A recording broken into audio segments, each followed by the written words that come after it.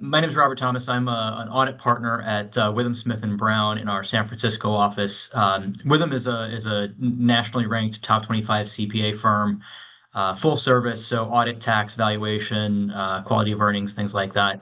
I primarily work with companies from the startup stage through that midlife cycle where they're then looking to take on some institutional funding, maybe have an exit or plan for an IPO, working with those companies all the way through either the exit or the IPO process, and then work with a handful of SEC registrants as well.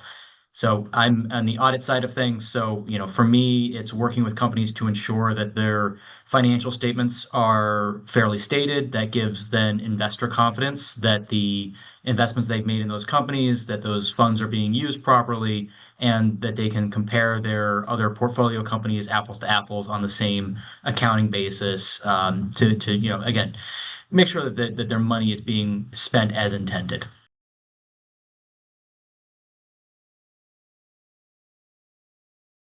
My pathway in accounting was rather circuitous. My background is in bioengineering. It's what I went to school for. I got my MBA and started in industry first, out of college, working in operations for a small company in New York. And a few years later, their accounting manager resigned. So that's how I first got into accounting and said, "Oh, that's interesting. I do a little bit of accounting as well as operations. I'm already spending the money. Let's keep track of it." And ultimately just enjoyed the work so much that I decided to go back to school, take additional classes, and eventually study for the CPA exam and pass the CPA exam. After that, wanted to get back to a larger city again. I had moved upstate to go back to school and all that. And that's what drew me out to San Francisco. The company that I joined when I moved out here was working with SEC registrants, so publicly filed companies, and then also working with a number of companies in the life science space. So for me, it kind of got me back to my original roots in engineering and life science to be able to support those companies and advance that science and have some good in the world without being in the lab or doing the actual engineering work itself, but being more of a supporting role to those companies.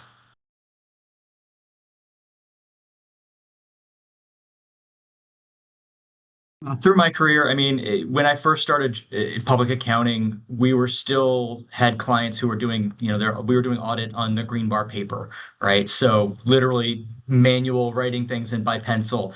And that eventually obviously moved to, okay, now we're bringing a scanner to the client office to scan in work papers, and everything was very manual, very in person.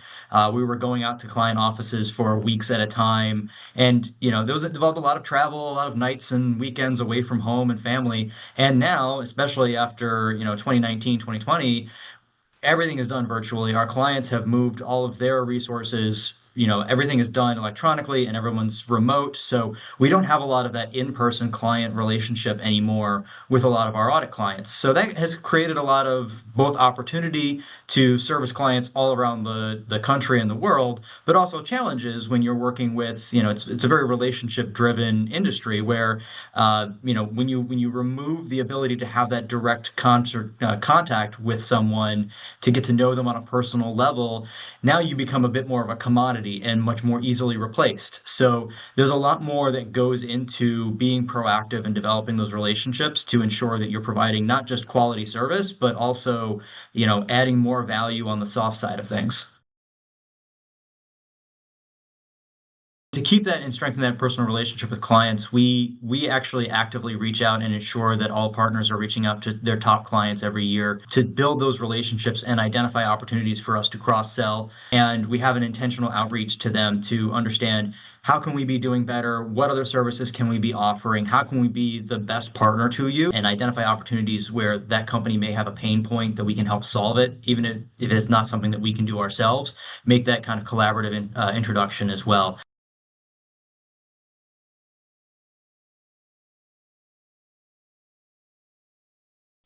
Probably the biggest, shifting points in my career was when I first got into accounting. The accounting manager at my company, which is about a 20-person company, He left the firm, and I kind of saw the writing on the wall that this was, 2009, 2010. The economy was not that strong, and yeah, I found a way to make myself more valuable to the company. So, in addition to working in operations, I could then step in on the accounting role and grew that. So, I grew that from being just the operations manager to eventually becoming the director of operations and corporate controller for that company. And that's what really kind of drew my passion into the accounting realm. That's from the industry side of things. And from there, I decided to go back to school. Had to take, I think, 38 classes or 38 credits of additional classes to sit for the CPA exam. Did all that while working full time and then passed the CPA exam a couple of years later. And, that really kind of drove my, foray into public accounting. And then once I was in public accounting, I then shifted further from working with companies that were primarily in the manufacturing, distribution, railroads, nonprofits, and got back to my original roots in my bioengineering degree and started working with companies in the life science space. So kind of going back to the not just the accounting realm, but like the companies that I liked, the science that I liked, and being able to support them from a third party service provider standpoint. And then I can also have a conversation with my clients on the scientific level. So I can be, presenting them not just from an accounting and auditor standpoint, but also understanding what they do from an operations and business standpoint with a somewhat unique lens, on top of also being in industry when I first started my career. So I've been audited before and I'm now an auditor. So I can commiserate with my clients quite closely.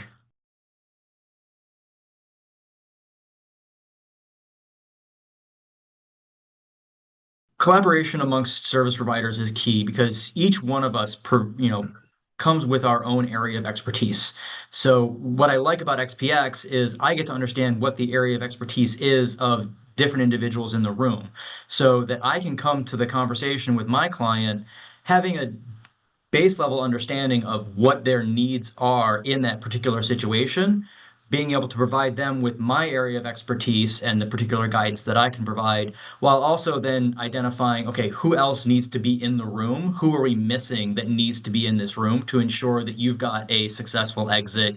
You got the most money in your pocket at the end of the day. You're not paying too much in taxes. You're not having significant delays in the close process, things like that. So that, at the end of the day, the company's getting the most bang for their buck when they're trying to have an exit.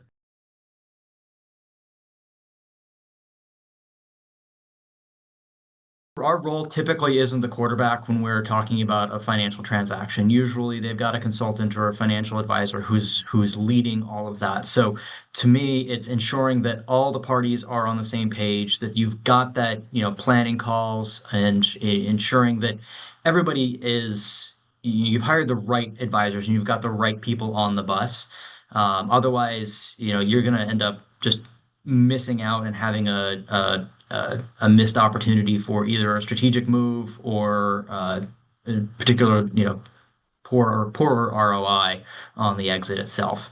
Um, Ultimately involving all players early in the process and circulating draft terms, conditions, having understood clear and understood timelines. That'll help ensure that everything moves smoothly, but then also ensuring that we're not looking at the long tail end of things and making that wag the dog, right? So we want to ensure that the deal structure is not only operationally efficient but also saves money in the future from a tax perspective. And accounting and tax have very different ways of interpreting both operational and legal documents. So, it may make sense from a legal perspective and an operational perspective, but understanding the accounting and the tax implications down the road helps ensure a smoother process. Otherwise, there can be a lot of surprises down the road.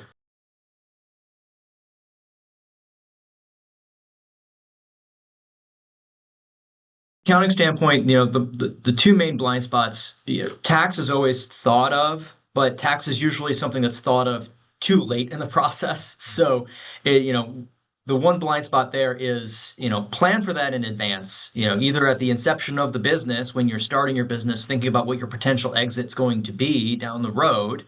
No one likes to think about getting divorced or breaking up a partnership or your business is coming to an end. But in the formation process, understanding what the planned exit will be at some point down the road can have a major impact on your taxes when you eventually do reach that exit standpoint.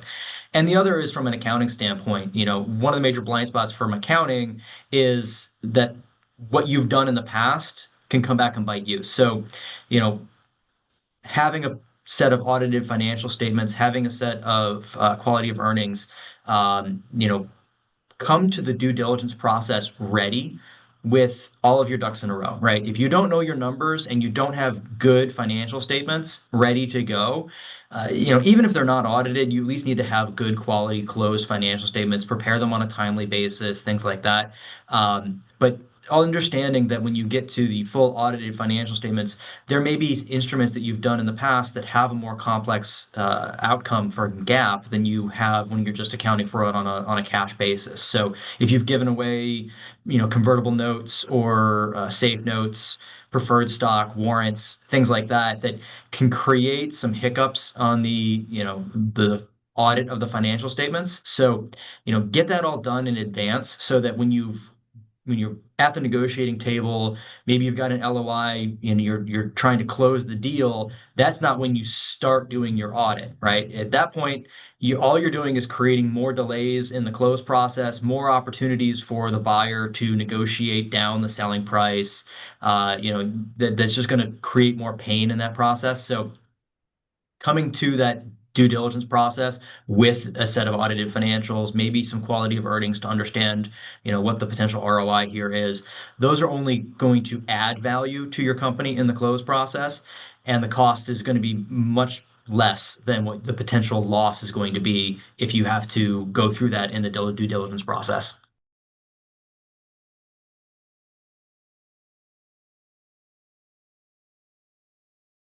One misconception with accountants in exit planning is that your CPAs are tax only. So I've spoken to a number of CPAs who don't introduce themselves as a CPA. They introduce themselves as an auditor or an advisor simply because when someone hears CPA, they think tax.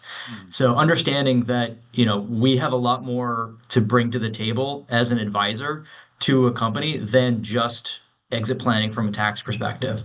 And so that can be as what I do, which is auditing financial statements. We've got our transaction advisory team that help with quality of earnings, whether it be buy side or sell side. We help with internal controls and ensuring that you've got the right business processes in place to ensure that maybe that family friend that's always been functioning as your, CFO isn't actually, taking a little bit too much and installing their own pool on the side. Um, to, on top of that, we then can also help with implementation of your ERP system, so we can help implement your QuickBooks or NetSuite, whatever you may be, to help the company then function from an operations standpoint on a day-to-day basis as well.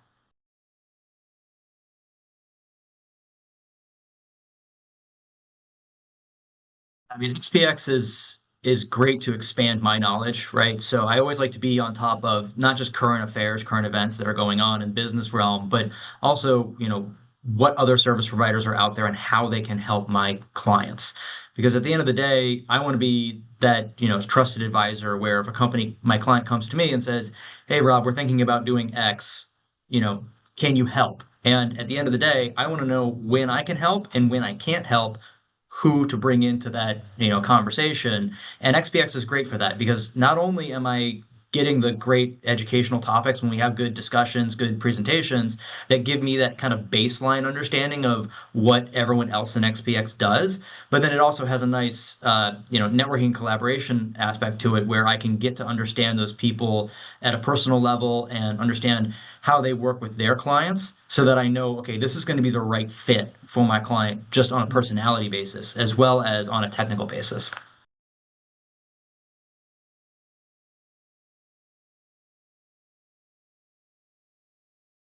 And one of the best things about joining XPX is the concentration. So whether you're in other networking groups, sometimes you'll have a number of different people in the room that are in different industries, looking for different types of clients.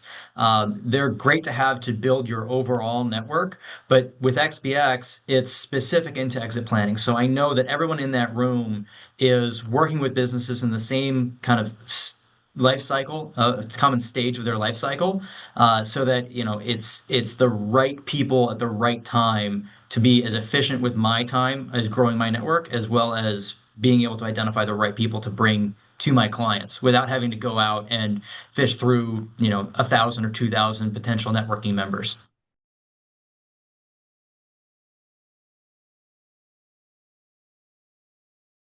If I'm not in the office, you'll probably won't find me because I'll typically be traveling with my wife and my daughter. We tend to get out of the house quite a bit, whether that's just up to wine country or down to Southern California, or traveling internationally. Really like to get out of get out of the city, get out of the comfort zone, and push the boundaries a little bit. So getting my daughter out to see new cultures, new food, what the different aspects of nature, getting out of an urban environment is really important to us. So typically you won't find me around the Bay Area if I'm not too busy with work. But other than that, yeah, love building Lego with my daughter. She's really getting into it right now. So a lot of fun to just sit down at home with her for a couple hours and build out some flowers for my wife is always a good time.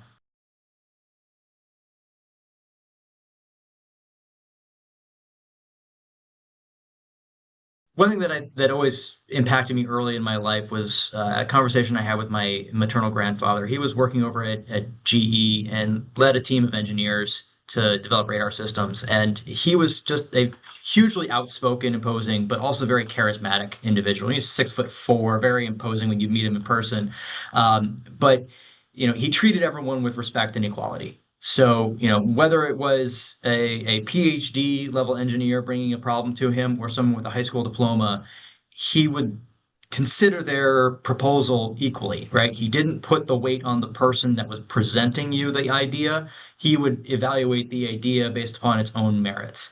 And that's something that really kind of stuck with me as I was growing through my career and working with a variety of team members, both here and abroad, of, what, if someone's bringing me an idea, I need to think about that as on its own merits, as a pure concept without, oh, this came from so and so, and I really respect them, so I'm just going to take it at face value, or it came from XYZ. Now they're a little bit younger in their career. I'm not going to, put as much stock into their thoughts. So I think that really stuck with me, to really, treat everyone with equality and to really evaluate concepts and ideas on their merits alone.